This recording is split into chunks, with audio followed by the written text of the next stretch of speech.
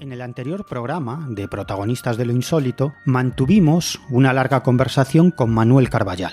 Hablamos con él sobre operaciones encubiertas de servicios secretos y ejércitos utilizando como pantalla el fenómeno OVNI.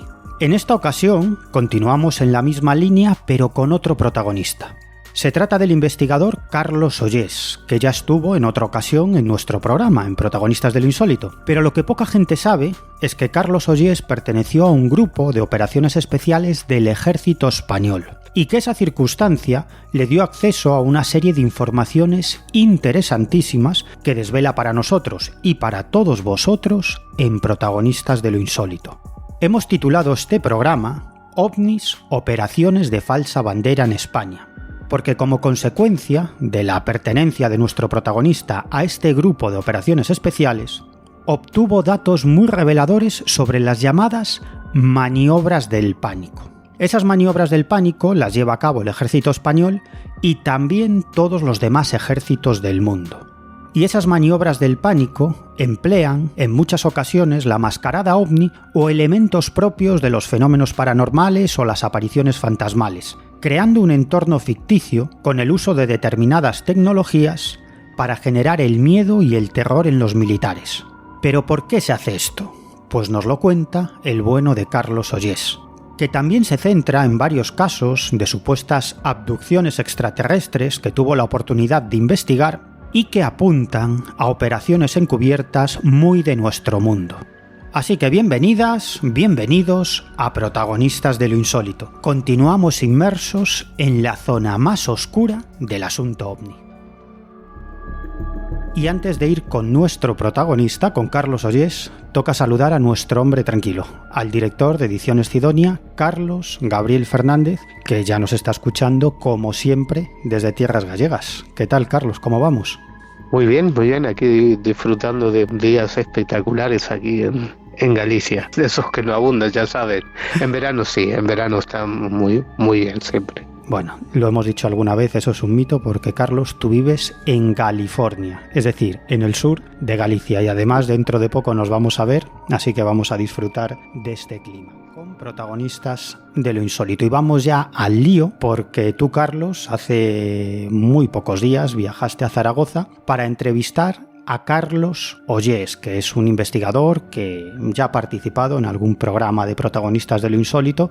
Además, tú tienes una muy buena amistad con él y yo creo que por esa razón, por esa amistad que mantenéis los dos, yo creo que es por eso que te ha contado frente a la grabadora algo que solamente nos había contado en privado en alguna ocasión. Pues sí, y tiene que ver mucho con el tema OVNI, con la participación militar, con el encubrimiento que podrían hacer determinadas maniobras militares a través de una pantalla relacionada con el tema OVNI. Y es que Carlos estuvo en una unidad especial cuando hizo el servicio militar hace ya algunos años, y allí no solo aprendió cosas que luego pues aplicaría en la investigación del tema OVNI, sino que además pues conoció mucho de las maniobras y de los entresijos de algunas investigaciones militares. Y en la grabación que vamos a escuchar, pues además de todo eso, además de contarnos algunos de esos secretillos, pues analiza algunos de los casos que tiene en su libro OVNIs Nada es lo que parece, donde no solo habla de casos, digamos, sin implicación militar, sino de algunos en los que podría estar detrás algún experimento militar. Y por supuesto recomendamos ese libro de Carlos Ollés, OVNIs Nada es lo que parece, y también todos sus libros anteriores que han sido editados, también todos ellos por Ediciones Sidonia. Recomendamos todos. Por supuesto, tiene varios libros con Sidonia de lugares mágicos relacionados con Aragón, con los Pirineos, con Baleares, y ha participado en otros muchos libros corales que ha editado Sidonia y que por supuesto recomendamos. Pues Carlos Ollés, además de hacer una investigación de campo, es una persona con unos conocimientos de la temática OVNI y con esa capacidad de documentarse y de analizar, ¿no? Que creo que son las tres patas principales que debe tener toda persona que se precie ser un investigador, y él las cumple sobradamente. Pues dicho todo esto, vamos ya con la conversación que tú, Carlos, mantenías con Carlos Ollés. protagonistas de lo insólito nos encanta ir a los lugares a grabar a los verdaderos protagonistas, ¿no? Y hoy estamos en tierras aragonesas. Ya hace tiempo que teníamos ganas de estar aquí después de haber hablado con Carlos Ollés en el Congreso CIPE del pasado noviembre, y la verdad es que teníamos ganas de retomar un montón de temas de su libro OVNIs, nada es lo que parece. Y había algunos temas pendientes y le agradezco a Carlos que nos acoja en su casa con los micrófonos, con todo lo que los aparatos técnicos que necesitamos para grabar protagonistas y para charlar entre amigos sobre los temas que nos gustan, ¿no? Es de lo que se trata, ¿verdad? Uh-huh. Pues muchas gracias, Carlos, y vamos a empezar duro, ¿eh? Venga, empezar heavy. Eso me gusta. Hay un tema que nombras varias veces en tu libro y que es un tema tremendamente interesante porque un poco define eso de ovnis, nada es lo que parece, ¿no? Y quería que nos hablaras sobre las operaciones de pánico o las maniobras de pánico. Sí. Eso lo descubrió por casualidad. Ya por aquel entonces estos temas me gustaban mucho. Era seguidor, leía las revistas, todavía no divulgaba, pero ya llevaba, digamos, esa espinita clavada de querer saber un poquito más. Y mira por dónde parece ser que el universo siempre se alinea y te ubica en sitios donde te va a dar más información, o por lo menos eso es lo que yo creo, porque así fue.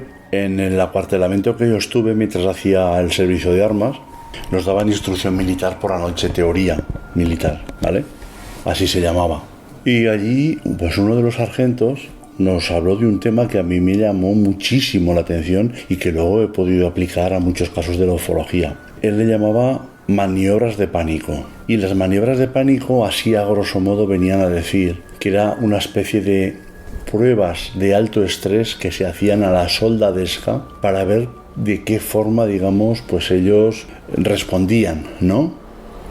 Porque pensemos que el ejército está para una respuesta inmediata ante un ataque externo, ¿no? Donde se genera muchísimo estrés, donde hay muchísimo miedo, ¿vale? Y bueno, de alguna manera, el que esto se hiciera así o de alguna forma, bueno, pues trataran este tipo de temas, pues querían ver cómo podía llegar a responder los soldados ante algo muy adverso. Y cuando digo muy adverso, estoy hablando de unas anomalías en las que un ser humano no las llega a entender, ¿vale? ¿De qué año estamos hablando aproximadamente? Sí, bueno, yo hice el servicio de armas en el 1985 y la verdad que este tema, yo creo que estuvo por lo menos 2 días hablándonos sobre este tema. Por ejemplo, tenemos muchos casos en España de apariciones de las portuguesas famosas, de que pasan por un campo de maniobras y las matan y luego se aparece el fantasma, o tenemos los casos de las gitanas, que pasa lo mismo. Da la casualidad, y esto además lo hablé después con un alférez de la IMEC, que es... La IMEC es, digamos, son las milicias universitarias. Es decir, si había gente que estaba estudiando en la universidad, podía pedir excedencia en el servicio militar y hacer el tiempo militar durante el tiempo de vacaciones. Pero claro, ellos iban a una especie de academia que les daban la graduación de o sargentos o alférez, ¿vale? Y nosotros vulgarmente le llamábamos IMECos, pero era la IMEC. Bien. Pues un alférez me lo corroboró y me vino a decir, dice, Carlos, dice, ¿por qué crees tú que siempre se aparece el típico fantasma de la gitana, de la portuguesa o de cualquier otro tipo de aparición donde cerca hay una garita de guardia que está guardando o un polvorín o una zona donde hay combustibles o algo que sea muy sensible, ¿vale? Tenemos que pensar que por aquella época el grupo terrorista ETA estaba en plena efervescencia y no hubiera sido nada bueno que se hubieran apoderado de un polvorín militar, ¿vale? ¿Qué hacer para que un soldado pues no entre, digamos, en sueño mientras hace la guardia y le puedan robar el armamento? Pues obviamente meterle miedo. Si él está en el puesto de guardia, imagínate, cerca de un polvorín que está en medio de un gran descampado, en medio de la noche, solo, o se duerme o si tiene miedo ya no se duerme, ¿sabes? Sobre todo si es una imaginaria que son, por ejemplo, de 4 a 6 de la mañana o de 2 a 4 de la mañana, porque normalmente se hacían 2 horas. Lo mejor es hacerle miedo, imbuirle en su memoria o en su cabeza que pasa algo extraño fuera, algo que a él le puede producir algún tipo de ataque y que no puede hacer nada, como puede ser un fantasma, para que el soldado esté las 2 horas totalmente vigilante, no a ver si viene un enemigo, sino a ver si viene un fantasma. Que entonces, si no lo he entendido mal, o sea, digamos que la leyenda o la idea de que se aparecía un fantasma de una gitana o de una portuguesa, se inducía en la tropa. Claro.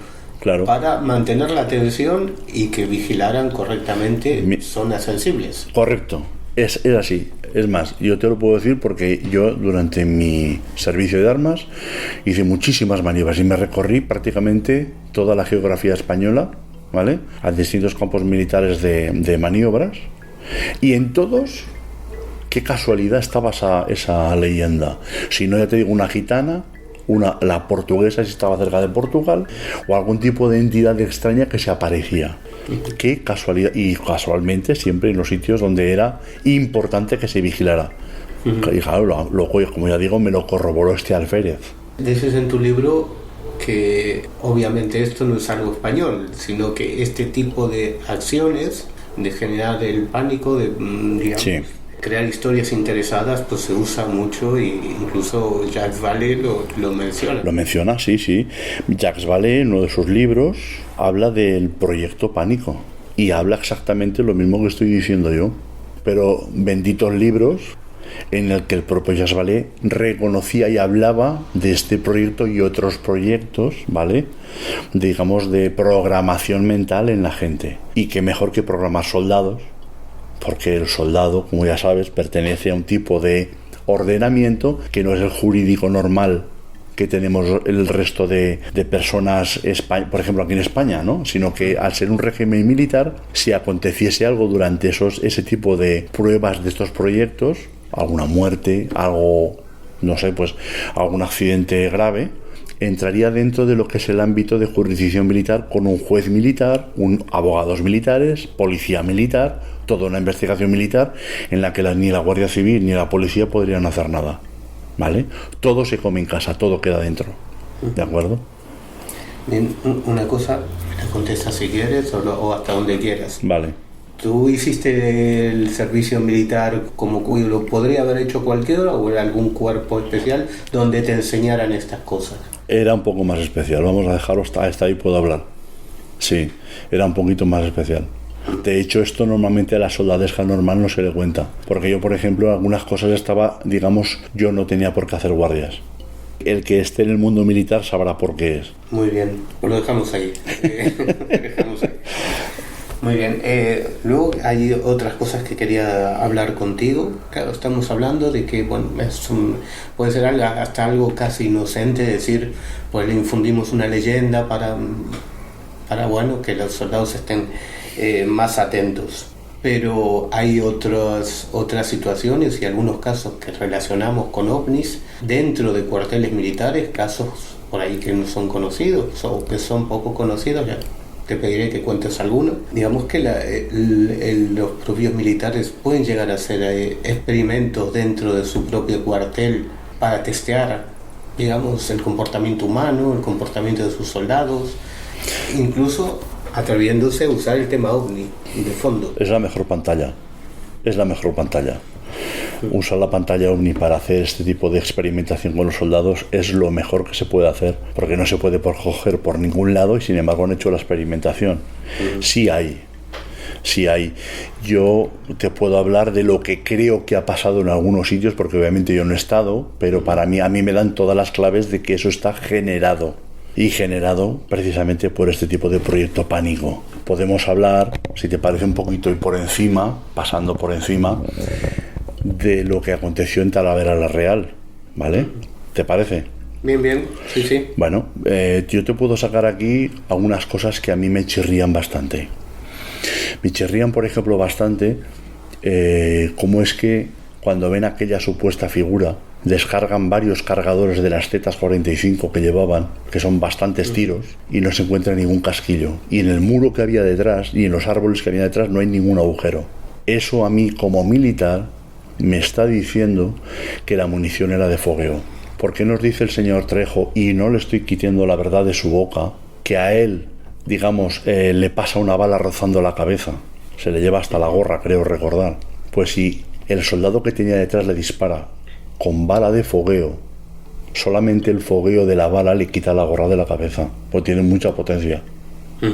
¿Vale? Estamos hablando de un caso, el Talavera la Real.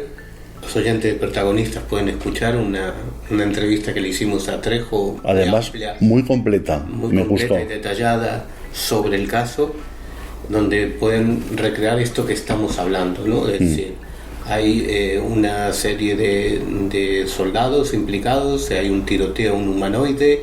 Sí. Bueno, hay algunos detalles. Invitamos como es un caso complejo y con muchos matices, invitamos a los oyentes a reescuchar o reescuchar la entrevista que le hicimos a José Manuel Trejo sobre el incidente de Talavera la Real. Pero hay más detalles, ¿no? Sí, hay muchos más detalles, sí. Mira, por ejemplo, a nosotros nos explicaron que, por ejemplo, ya se podían generar figuras mediante, digamos, proyección láser, ¿vale? Y el problema que tenía esa figura de proyección láser es que si alguien se acercaba se podía llegar a quemar. Bien, ¿qué le pasa al perro que se lanza sobre esa figura? Que vuelve humeándole el lomo, se estaba quemando el animal. Yo no estoy diciendo que sea a ciencia cierta lo que yo os digo aquí ahora mismo, pero a mí todo, por lo que sé, me apunta en esa dirección. ¿De acuerdo? Bien, aquel día, casualmente, y lo dice también Trejo, a estas 3 personas que ven a este supuesto humanoide se les unen 2 personas más que aquel día o aquella noche habían ido a hacer una especie de refuerzo de guardia. Y yo digo, ¿para qué? Si con la gente que había en el cuartel ya se hacía la guardia todos los días. ¿Para qué aquel día había más soldados en el cuartel? Precisamente aquel día. Ni antes ni después, solo ese día. Y que luego estas personas, que luego si quieres lo hablamos, lo comentamos por encima, pasa algo un poco truculento con esos dos personajes. Pero bueno, más cosas. Después de lo que acontece del ametrallamiento a esta extraña figura, aparece un alférez en escena, y coge a toda la gente de guardia, toda la gente que tenía en aquel momento en el cuartel, y los hace salir a la carretera. Y los pone a ambos lados de la carretera y les dice que si el coche que pasa por en medio de ellos no para, que ametrallen, que tiren. Y ahora yo, para que piense, digamos, la audiencia, es decir, si yo me pongo enfrente al otro, uno a cada lado de la carretera y empiezo a disparar, podré ametrallar al coche, pero también voy a matar a mis compañeros que tengo enfrente. Eso no puede venir yo militar. Es imposible que te manden ese tipo de formación. ¿Quién era ese alférez que mandó eso? Más cosas. Nos lo habla Trejo. Repito que Trejo para mí tiene razón, ¿eh? No le estoy quitando la verdad de la boca, pero estamos analizando lo que pasó allí. Trejo, por ejemplo, nos está diciendo que pasa un coche al que sí disparan, que lo llevaba un ex legionario, que gracias a una especie de cajas de metálicas que llevaba muestra de calzado, porque era viajante de calzados, se libra de que lo maten.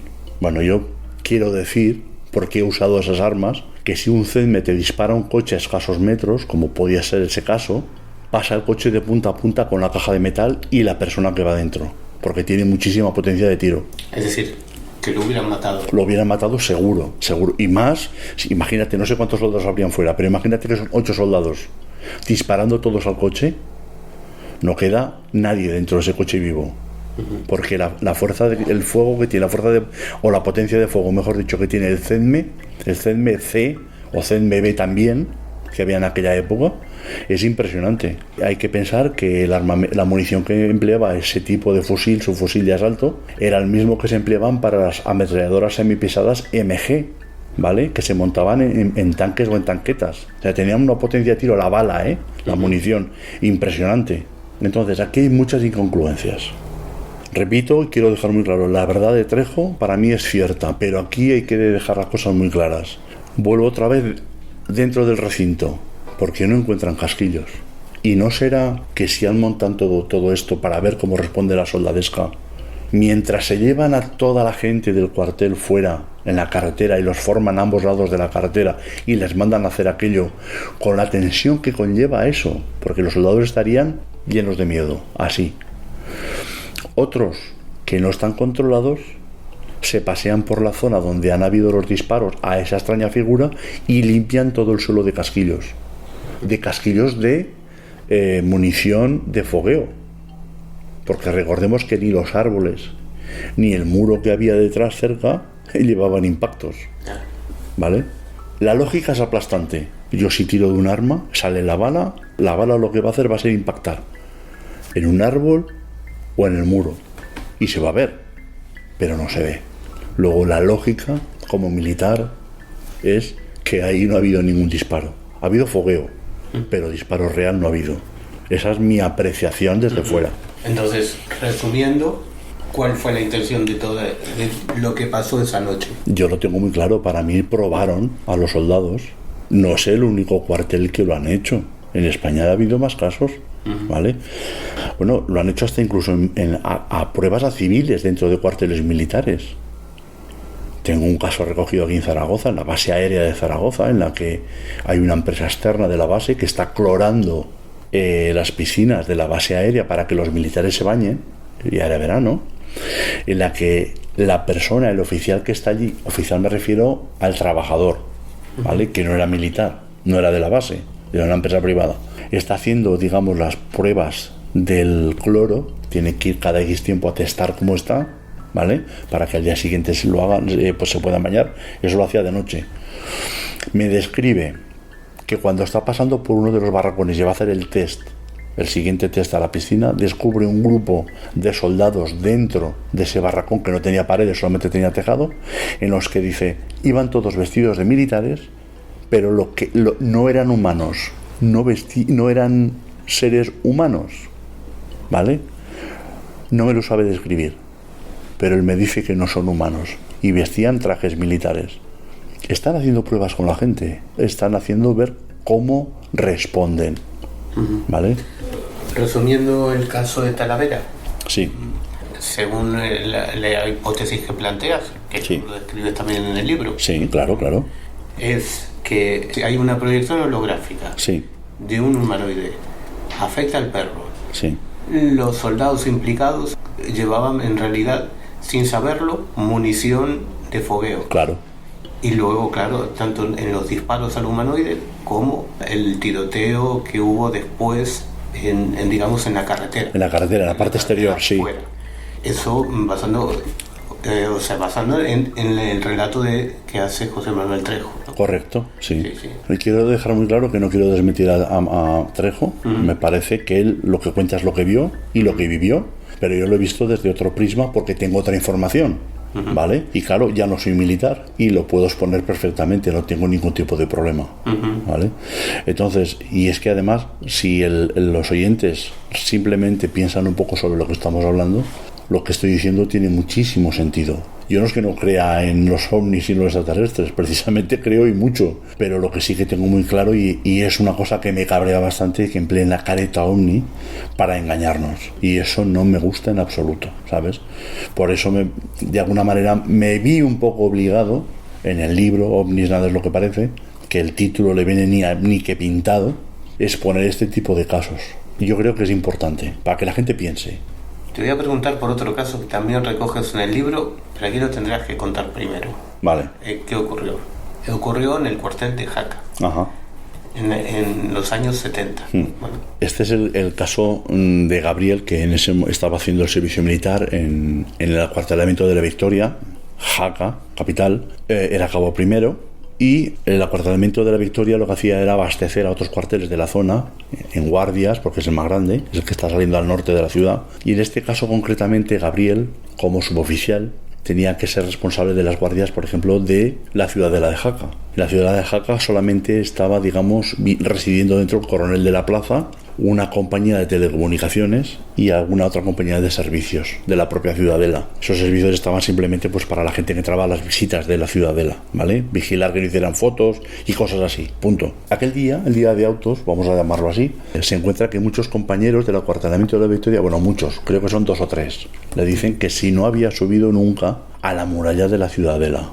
Qué cosa más extraña, porque yo, habiendo recorrido muchos cuarteles de España, sé que para izar y arriar la bandera hay que subir a la muralla. Es decir, y más el oficial o suboficial de mando, como en este caso él era, ¿vale? Cuando iba allí a hacer guardia. Pero bueno, tanto es la insistencia que le hacen que se plantea subir esa noche a la muralla de la ciudadela de Jaca. Hasta ahí, todo normal. Bien, llegan allí con el Land Rover, baja todo el grupo de guardia, hacen el cambio de guardia, se quedan ellos allí en la plaza y después de distribuir todos los puestos de guardia, los primeros que tenían que entrar de guardia, normalmente se echaba suertes, él se dispone a subir arriba a lo que es la muralla. Sube por al lado de la puerta principal, que es donde está la zona donde están las banderas. Lo describo porque lo sé, porque he estado allí haciendo servicio militar. Entonces, y él se encuentra recorriendo la parte de la muralla y no habrían recorrido mucha distancia, poca, desde que llegan a la parte alta, cuando escuchan romperse un cristal. Y los soldados que van con él se asustan, él no se asusta, esto es importante, él no se asusta. Oye un ruido de un cristal, no pasa nada malo, ¿vale? Pero los demás sí se asustan, y para mí eso es una clave muy importante, ¿vale? Nada más romperse ese cristal, están todos alborotados y ven encima de ellos un ovni al uso, un plato, pero él, Gabriel, describe este ovni como cortado por las ideas de Julio Verne, ¿no? Con una especie de aparataje extraño por debajo y unos tubos y, en fin, algo un poco más, no sé, raro. Incide una luz sobre él azulada, un tubo de luz, y lo succionan, vamos a llamarlo así, hacia el aparato. Y dentro de ese aparato hay dos seres pequeños, cabezones, tipos de pera, cabeza de pera que llama él, o de huevo, también lo dice, y vestidos con una bata blanca, que eso a mí me mosquea bastante, pero bueno, vamos a dejarlo ahí. Lo tienden en una camilla, él parece como que está muy dócil, como muy adormilado, como si estuviera un poco drogado, entiendo yo. Lo tienden en una camilla, no ofrece ninguna resistencia. Aparece una mujer que él intuye o cree que es nórdica por el pelo muy rubio, ¿vale? Una especie de camisón blanco. Copulan y digamos que lo devuelven a tierra. Hasta ahí, ¿vale? Ha pasado una experiencia ovni, más o menos agradable, y hasta ahí. Según leí en el libro, esto ocurre como fotogramas, ¿no? O sea, como sí, fotografías. No es que haya un hilo conductor, ¿no? O sea, que él recuerda cosas. Claro, pero eso es una constante siempre. Es una constante. Sí, en la gente que yo por lo menos personalmente, no puedo hablar por los demás investigadores, pero personalmente las veces que he hecho algún tipo de regresión consciente a la gente, siempre te hacen los relatos por imagen suelta, como si fueran fotos, como si tuviera, tú imagínate una mesa llena de fotos y van viendo foto por foto, o sea, no es una película, es foto por foto, ¿vale? Y es lo que él ve. Imágenes sueltas, ¿vale? Luego hay que montarlas. En un principio él siempre pone un orden. El testigo, el que sufre la experiencia, pone un orden, pero a veces el orden que pone no es el real. Cuando le haces la regresión consciente, te das cuenta que hay veces que hay cosas que ha dicho al final que van al principio. Pero bueno, eso ya son tecnicismos de estas cosas. Luego tú interpretas que esto aquí ocurrió algo que sí, no es lo que parece. No es lo que parece. No, para nada. Mira, lógica militar, ¿vale? Yo te hablo desde el punto de vista de haber hecho servicio de armas. ¿Qué pasa cuando desaparece el suboficial de guardia al mando de una plaza militar? Es sedición, ¿vale? Juicio militar. No puede. Y si desaparece, ¿por qué el resto de compañeros que están a sus órdenes no dan la alarma enseguida? Ellos siguen haciendo las guardias, como si no hubiera pasado nada. El hombre, digamos, lo abducen, sube al platillo, desaparece por un tiempo. Sí, 2 horas. Y el resto de soldados que están bajo su mando continúan como si nada hubiera pasado. Y eso es una... un poco raro.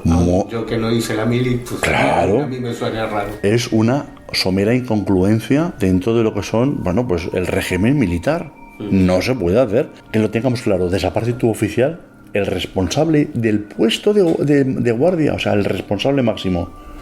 ¿Qué vas a hacer? Tienes que dar enseguida la voz de alarma. No puedes callarte. No por callarte lo vas a proteger más. Si es que ha desaparecido y quieres decir a los mandos, imagínate, que no vuelve nunca más. No es que se marchó ayer por la noche, a las 10 de la noche ya no ha vuelto más. Y me avisas ahora a las 6 de la mañana. ¿Sería cárcel militar para todos? Claro. ¿sabes? O sea, es que no tiene sentido lo que están haciendo sus compañeros. ¿De acuerdo? Es una pelota que poco a poco se va haciendo más grande en esta historia, que yo no le encuentro ningún tipo de sentido. Y este sentido, dentro de las ordenanzas militares, a mí, por como sé que se funciona dentro del ejército, no tiene sentido ninguno.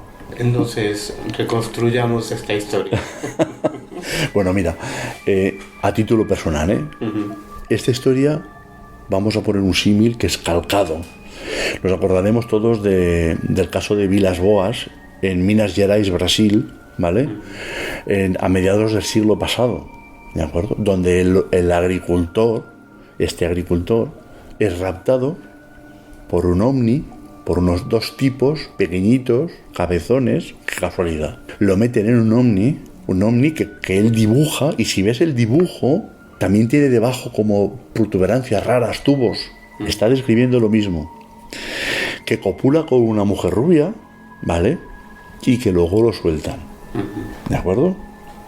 Bueno, puede ser casualidad. Pero mira por dónde me enteré muy poco antes de escribir el libro, que uno de los integrantes, bueno, un ex agente de la CIA, mejor dicho, integrante de esa misión, ¿vale? Dijo que lo que aconteció en Minas Gerais, ¿vale? Fue un rapto por su parte, para hacer unas pruebas con él. ¿Puedo pasarle lo mismo aquí? Porque este hombre nos dijo que a Vilas Boas le espolvorearon DMT por encima del tractor. ¿Qué es DMT? Dimetiltriptaína. La dimetiltriptaína es muy difícil de nombrar. Es un alucinógeno, ¿vale? Que casualmente, digamos, las alucinaciones que te induce a ver son seres cabezones, ¿vale? Lo clásico que vemos nosotros normalmente cuando vemos un extraterrestre, un EVE, ¿vale? Extraterrestre, de esos de ojos oblongos, negros, ¿vale? Da, digamos, ese tipo de alucinaciones. Y aquí, como diría el maestro Juan José Benítez, ¿casualidad? No lo creo. Realmente es que no lo creo. ¿Qué quieres que te diga? Y lo podemos transportar perfectamente aquí, porque fíjate por dónde. No sé si me lo permitirás decir lo que le pasó después al día siguiente en su cuartel. Sí, ¿Lo puedo decir? Por favor. Por favor. Bueno, pues en su cuartel, uno de sus mandos, un capitán, yo en el libro pongo teniente porque no sé hasta qué punto podía dar la graduación. Un capitán, porque lo dice él de propia voz, le pregunta: ¿qué tal hay la abducción? ¿O ya te han abducido? ¿Qué sabía ese capitán? ¿Qué sabía ese capitán? Y todos sus compañeros que tanto le animaron a subir a lo que es la muralla. Y ahora pensemos otra cosa. Si ha habido un ovni raptando un militar a escasos metros de la muralla de la Ciudadela, que es una muralla muy baja, alguien de la ciudad de Jácaro tuvo que ver. Porque alrededor de la Ciudadela hay un gran foso donde hay ciervos, pero además hay un gran jardín, una gran zona verde donde pasean de noche y de madrugada perros, mucha gente. Y ahí no hay nadie de Jaca que haya visto un ovni. Luego allí esto fue una imagen inducida, no sé para qué tipo de pruebas, a este cabo primero, que ejercía de suboficial de guardia, y se acabó. Eso es lo que yo creo, ¿vale? Repito, creo en su verdad, porque es su verdad, porque es lo que ellos han vivido, pero esta es mi parte de mi verdad, lo que yo creo que ha pasado por la información que tengo, por mi parte de haber hecho servicio de armas, de haber estado en el ejército y obviamente por ser investigador de casos anómalos. Quería que nos contases algún caso más, porque esto estamos hablando de casos que han ocurrido dentro de cuarteles militares o dentro de instalaciones militares, ¿no? Pero la pregunta es, ¿los militares hacen pruebas de este estilo fuera de las instalaciones militares? Sí. Es que hay dos casos en tu libro, en OVNIs Nada es lo que parece, donde hay personas civiles sometidas a sustancias o con características que son más bien parecen por lo menos muy terrenales, ¿no? Cuéntame alguno de esos casos. Te voy a contar, bueno, pues el segundo caso. Da la casualidad que a la persona que le acontece es, digamos, funcionaria, trabaja en ayuda a personas mayores ¿vale? Para medicarlos, si tiene que pinchar insulina, les pincha insulina, si tiene que darle medicación, les da medicación, para controlar la medicación en gente anciana que vive sola. Luego controla perfectamente bien todo tipo de medicinas, ¿vale? Eso quiero que quede claro. Por eso ella deduce qué es lo que ve entre sus piernas, ¿vale? Bien. Esta persona en cuestión, aquel día, el día de autos, vamos a dejarlo así, le pide a su madre que le deje sacar a pasear a su perrita. Nunca lo había hecho, y esto para mí me da mucho de qué pensar. Pero bueno, y aquel día no sabe por qué, y lo dice ella, pero le pide a su madre que le deje sacar a pasear a la perrita, y así lo hace. Localiza, ¿no? Todo más o menos. Sí, perdón, sí. ¿Y cuándo fue? Eso es. Bueno, esto es cercano, ¿vale? Es en este siglo, vamos a dejarlo ahí. Es en la población de Almunia de Doña Godina, y concretamente sobre el Buen Tiempo, y concretamente es un camino que le llaman Camino del Vertedero, ¿vale? Porque obviamente antaño había una zona donde se llevaba todo material de desechos de las casas, ¿vale? No había el tipo de servicio de recogidas como ahora de basuras. Hablamos de años A, ¿vale? Bien. Bueno, pues se va a esa zona para que la perrita haga sus necesidades. Estaba medio oscureciendo ya. La mete en el coche, se va para allí, aparca en una zona concreta que es más ancha, la baja del coche y el animalito empieza a andar por allí. Y mientras está andando por allí, ella ve que viene por el camino dos tipos que los ve como muy modernos vestidos, le llama frikis. Ella los describe como dos frikis. Bien, hasta ahí, todo normal. Ella los saluda, los otros no le dicen nada, ni tan siquiera la miran como si no estuviera, y siguen para adelante y ya, bueno. Ella está esperando a que el animalito haga sus necesidades, y de pronto ve un poco más adelante de la carretera o del camino que hay un camino, una pista forestal, veo como una especie, ella describe como unos tubos de luz que nacen del suelo y se van hacia el cielo, ¿vale? Varios tubos de luz blanca. Le llama mucho la atención, con lo que hace es coger la perrita, la mete otra vez dentro del coche y se va con el coche hacia allí, hacia esta zona de los tubos de luz, y tiene que pasar un paso elevado, que es un viejo puente, y llegado a la parte alta del puente, que tiene una vista en perspectiva de todo su alrededor, ve que hay más tubos de luz, y ahora ya son azulados, y no sabe por qué, pero tiene miedo. E intenta dar la vuelta encima del puente. Claro, el puente es más estrecho que el camino, por lo que tiene que hacer un montón de maniobras. Y mientras está haciendo la maniobra encima del puente, en un momento concreto se encuentra que pega un gran bote el coche, y ya se encuentra totalmente girado, como volviendo otra vez hacia la población. No sabe qué ha pasado. Con que coge el coche se vuelve para la población. Ya es de noche, cerrada. Y cuando está entrando a la población empieza a ver cosas muy raras. Ella se notaba muy extraña, como si flotara. Describe que el pelo lo llevaba totalmente erizado, llevaba todo el pelo como tieso, enganchado al techo del coche, como si hubiera mucha electricidad estática. Y empieza a ver que las farolas serpentean como si fueran serpientes, las casas se doblan, las aceras hacen también como un zigzag, está todo en movimiento. Tiene una percepción auditiva tremenda. Dice, es como si escuchara los latidos del corazón de todas las gentes que vivían en esas casas que habían allí entrando a la población. Dice, se habían aumentado un montón todas mis percepciones. Llega a casa de su madre y le echa una bronca tremenda porque habían pasado un montón de horas. En vez de ser una hora de paseo, no sé si dijo que habían pasado 5 o 6 horas. Un montón. Deja a la perrita en la puerta de la calle y ella sube hacia arriba, hacia el piso, y ella se va a su casa. Está muy mareada.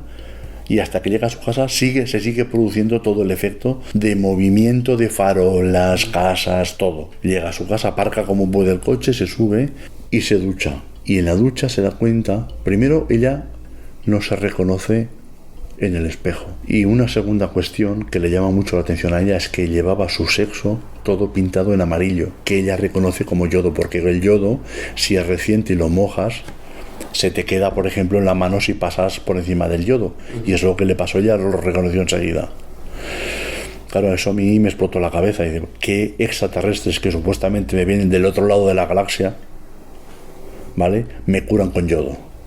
¿Qué está pasando aquí? Esto no es normal, ¿vale? Porque yo supongo que si tienen una nave que puede cruzar miles de millones de kilómetros desde un planeta a saber dónde hasta aquí, y me van a curar con yodo. Pero ¿estamos hablando en serio o qué está pasando aquí? ¿Vale? Es una incongruencia. Sí. Total. Bueno, pues si me permites, le hicimos una regresión consciente, que esto también me lo enseñaron en el ejército, ¿vale? Luego si quieres explicaré qué es esto. Sí, por favor. Bueno, vamos a acabar con el relato. Durante la regresión consciente que le hicimos, salen cosas, son también fotografías, lo que hablabas antes, son fotografías, fotogramas solo, no es una película entera, en la que ella, por ejemplo, yo la ubico en un sitio y me explica esa fotografía. Y ella dice, la ubico en el momento que ve a esos frikis. Y hay una cosa muy curiosa cuando ella los ve por la espalda. Y es que llega un momento que cuando ellos se introducen en las primeras luces de la población, es como si la fuerza de la luz fuera más que ellos y desaparecen. Me induce a pensar eso como cuando estás proyectando con un proyector oscuro, ¿vale? O en el cine, está proyectando una película y encienden de repente las luces. ¿Qué pasa con lo que está proyectando la pantalla? Que prácticamente no se ve. Para mí eso era una proyección holográfica, porque pensemos que pasan por delante de ella, ella lo saluda, los pueblos se saluda a todo el mundo, aunque no se conozca. Ella lo saluda, pero sin embargo estos dos sujetos ni la miran, como si no estuviera. Es decir, para mí esto era parte de un programa. Luego, por ejemplo, pues bueno, estamos hablando de cuando ella está en el puente y resulta que allí hay algo que la coge, no sabe qué es, y de repente se encuentra dentro de un habitáculo que no sabe delimitar muy bien, está todo oscuro a su alrededor y ella está de pie dentro de un tubo de cristal. Nota como que hay gente lanzando alrededor de ese tubo, pero no los ve desde dentro del tubo, porque hay una especie de foco encima de ese tubo que lo que hace es, digamos, impedir ver lo que fuera de ese tubo de cristal, ¿vale? Sabe que hay alguien, varias personas, pero no sabe quiénes son. Y luego nosotros ya a título personal, estos son dos pequeños apuntes, porque esto es muy largo, dedujimos, tanto Sonia, mi esposa, como yo, que vamos los dos siempre a investigar, que esta mujer había estado tratada con LSD. Me está describiendo todos los efectos que tiene el LSD, ¿vale? Dices cuando se ve como sí, correcto, hipersensibilidad de escuchar cosas, claro, que no todo el mundo, como que los edificios y las farolas se doblan. Eso es. Como un efecto del LSD. Alucinógeno. Sí.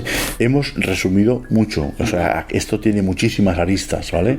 Tengo ya unas cuantas horas de grabación con esta mujer y volveré, pero tampoco es cuestión de cansar a la gente, hay que hacerlo con mucho cariño porque la gente son personas que tienen su vida, no hay que tampoco desgastarlas. ¿Y tu conclusión? Mi conclusión es que, o por lo menos a dónde apunta. Sí, para mí esto es otro de los casos en los que entiendo que han utilizado la careta OVNI para hacer algún tipo de prueba. Así de claro lo digo. Y ya que estoy, lo voy a decir, estoy muy sano. Si me pasa algo, habrá algo más. Yo desde luego estoy ahora mismo muy sanito. Muy bien. Y cuéntanos cómo es brevemente lo que es qué es ese proceso que dices de regresión consciente. Sí, esto también me lo enseñaron en el ejército. Y muy brevemente, esto es cuando, por ejemplo, la soldadesca está, digamos, lo llevan a situaciones de estrés extremo, por ejemplo, en el frente. Y cuando, digamos, los llevan a la retaguardia para que descansen y los renuevan por otros nuevos de soldados en el frente, los mandos quieren de alguna forma que les den información de lo que han visto en el frente. El estrés no les deja, pero cuando digamos se les ejecuta este tipo de regresión consciente, que es una especie de relajación, ¿vale? Ellos son conscientes de lo que están hablando totalmente, no es hipnosis. Para mí la hipnosis es bastante peligrosa, pero bueno, esto es mi apreciación, ¿vale? Bueno, pues esta gente con este tipo de regresión recuerdan cosas que han visto, que su subconsciente ha compartimentado su cerebro y no deja que, digamos, les atormente. Es una especie de cortafuegos para que la persona no lo pase mal. Y lo único que haces con esto es saltar ese cortafuegos, recordar lo que ha visto, porque les interesa a los militares, a los mandos, que les diga, pues había un puesto de ametralladoras en tal cota, había otro puesto de cañón en tal otra cota. Eso no se acuerdan, pero así sí se acuerdan, ¿vale? Es información que dan los soldados a retaguardia. Bueno, es un proceso una técnica. Sí. ¿Tú lo aprendiste en el ejército? En el ejército, sí. Carlos, ya lo decías en la entrevista que recomendabas a todos nuestros oyentes que escucharan, si es que no lo han hecho ya, los 2 programas que dedicamos al famoso tiroteo al humanoide en la base de Talavera la Real. Esos 2 programas se titulan Militares ametrallan humanoide, el mejor expediente secreto español, y otro de los programas es Marcado por los ovnis, contactos, abducciones, premoniciones, extrañas muertes y servicios secretos. Son los 2 programas que grabamos con José Manuel Trejo, el principal protagonista de este caso. Les recomendamos a nuestros oyentes, si no lo han hecho, que se escuchen estos programas. Por supuesto, y además de esto, si quieren profundizar más en la temática relacionada con ovnis y con implicación militar, pues tenemos varios, ¿no? Pero especialmente muy recientemente tenemos el programa que hicimos con Manuel Carballal, en el que también se aborda de alguna manera esta temática. Luego tenemos otros muchos donde se habla de casos concretos ocurridos en bases militares. Y Carlos, a modo de resumen, ¿a ti qué te ha parecido lo que nos ha contado Carlos Ollés? No solamente sobre el caso de Talavera la Real, sino sobre otros casos e incluso de las informaciones que él obtuvo cuando formaba parte de ese grupo de operaciones especiales del ejército. ¿Qué te ha parecido lo que nos ha contado Carlos Ollés?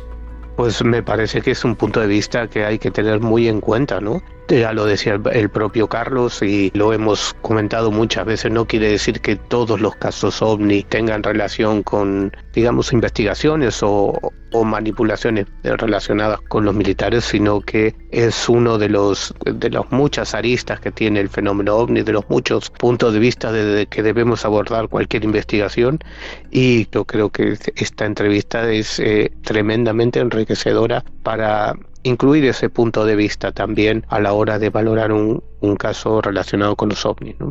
Yo he de decir que no tengo tan claro que el caso de Talavera la Real fuese una operación de pánico, pero bueno, nada es seguro, todas las hipótesis están abiertas, claro, están sobre la mesa, aunque yo, por una serie de circunstancias en las que ahora no voy a entrar, yo ahí discrepo de Carlos Ollés. Yo creo que en este caso de Talavera la Real hay algo más que una operación de este tipo, una operación de pánico. Pero bueno, esa es una opinión personal y en algún momento entraremos en ese debate con el bueno de Carlos Ollés. Y bueno, a modo de resumen, yo creo que es como podemos ir terminando este programa. Podemos decir que esta ha sido una temporada bastante intensa, Carlos, porque hemos tenido que compatibilizar Protagonistas de lo Insólito con otra serie de trabajos que nos dan de comer, porque con Protagonistas de lo Insólito disfrutamos muchísimo, pero esto obviamente no nos da de comer y tenemos que hacer muchas otras cosas, y a veces se hace duro compatibilizar Protagonistas de lo Insólito, las grabaciones, la localización de testigos, en fin, todo esto con el resto de trabajos que tenemos que llevar a cabo. Por eso, cuando nuestros oyentes, nuestros insólitos, nos dicen, casi nos empujan a hacer protagonistas cada semana, a emitir cada semana un programa de Protagonistas de lo Insólito, pues de momento hemos de decir que no nos atrevemos, ¿no? Precisamente por eso, porque nosotros no dependemos económicamente de Protagonistas de lo Insólito, Carlos. No, desde luego, y además detrás de cada programa, aunque podamos hablar mucho, poco, más o menos, o sea, hay muchísimo trabajo en el sentido de que hay pues selección de los temas, entrevistas, hay edición de los audios, bueno, que el tema es mucho más, digamos, hay mucho más trabajo del que abrir un micrófono y decir 4 cosas, ¿no? Que es un trabajo que lleva trabajo, valga la redundancia. Sí, y tanto, y contamos pues obviamente con unos medios muy muy limitados. Vamos a contar un pequeño secreto. Bueno, yo creo que ya no es un secreto, lo hemos dicho en alguna ocasión, pero para quien no lo sepa, grabamos Protagonistas de lo Insólito desde los estudios centrales de nuestro programa, que es el salón de mi casa, que es un pequeño piso de un barrio obrero de Madrid, y tu otro tanto de lo mismo, también en un pequeño piso de Porriño, en la provincia de Pontevedra, y en alguna ocasión no hemos podido grabar o hemos tenido que posponer esa grabación porque, claro, tú vives en una zona más tranquila, Carlos, pero en mi zona a veces grabar se hace complicado, porque el vecino de arriba está haciendo ruido, la vecina de abajo pone la televisión muy alta, y en alguna ocasión hemos tenido que dejar de grabar Protagonistas de lo Insólito, como digo, posponerlo para varias horas más tarde, precisamente porque era inviable la grabación, porque, bueno, esto, como digo, es un piso muy pequeño, y es que, dicho mal y pronto, es que prácticamente se escucha al vecino de al lado tirar un pedo. Esto es así, con lo cual estos son los medios con los que grabamos Protagonistas de lo Insólito, pero desde luego le ponemos mucha ilusión, y también es cierto que tenemos mucha experiencia, una agenda muy amplia, y que lo que más nos gusta, Carlos, es salir a grabar casos. Eso es lo que más nos motiva. Sí, los protagonistas del Insólito que grabamos en viajes, pues siempre está muy bien. Es como llevarse la radio a cuestas, ¿no? Claro. Haciendo un paralelismo con este programa, con los programas de radio, ¿no? Porque es lo más parecido a un programa de radio, pero que lo puedes escuchar cuando quieras, ¿no? Con una simple conexión a internet. Pero lo que más nos gusta, sí, es ir por ahí, grabar testimonios, y de paso puedes viajar y pasarlo muy bien. Que de eso se trata también. Esto no es un sufrimiento, sino que tratamos de pasárnoslo bien, aunque obviamente esto tiene mucho trabajo detrás. Más de lo que muchos se pueden pensar, pero bueno, lo dicho, que a nosotros lo que nos gusta es precisamente eso, y de hecho abriremos la próxima temporada con una entrevista que creo que no os podéis perder. No vamos a adelantar nada más, pero tendremos en Protagonistas de lo Insólito a un personaje muy especial, muy especial, alguien que seguramente no os esperáis, que además forma parte de una institución muy importante y que nos va a contar cuestiones muy interesantes. No vamos a adelantar más de momento, ¿vale, Carlos? Vale, lo mantenemos así, con discreción. Bueno, pues toca despedirse hasta la próxima temporada. Como digo, volveremos con más programas de Protagonistas de lo Insólito en el mes de septiembre. Concretamente, comenzaremos a emitir el miércoles 3 de septiembre. Pues eso, que muchísimas gracias a todos por estar ahí al otro lado, por escucharnos, porque hoy en día sabemos que la oferta es infinita, por lo tanto para nosotros es un honor que estéis ahí al otro lado.